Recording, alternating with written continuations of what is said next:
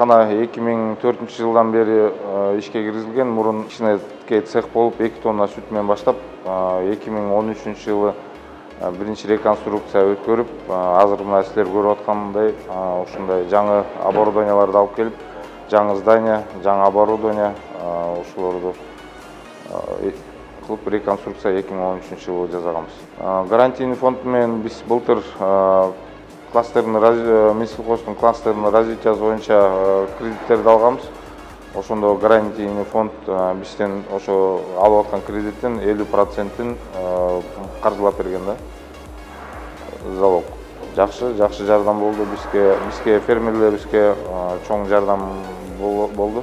Азыркы күнүнө мына азыр сезон башталып келатат, бирок бул азыр эми жаңы башталып атат. Азыркы күнү где-то 23-24 тонна сүт иштетип атабыз күнүнө.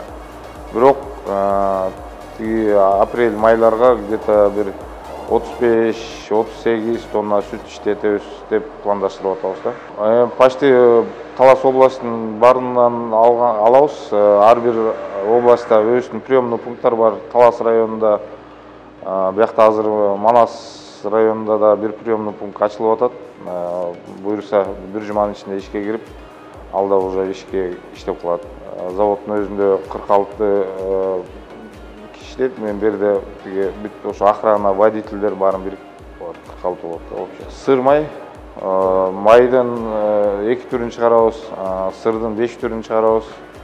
Азыркы күндө ошо өстүн полный берде супермаркеттерге Бишкекте Талас, полный Кыргызстанга ахват кылганга аракет кылып атабыз. Эми гарантийный фонд азыркы күндө мисалы көп ишкерлер банкка барып кредит алайын десе, залог жетишпейт, ар кандай тоскоолдуктар болот да. Ошо мисалы ошондой проблемаларды гарантийный фонд чечет экен да. Мен өзүмдүн немем боюнча ошол жана кредит алайлы деп алалы десек, залогубуз жетишпей, анан ошол себептен анан немеге гарантийный фондко кайрылдык да. Гарантийный фондко чоң рахмат.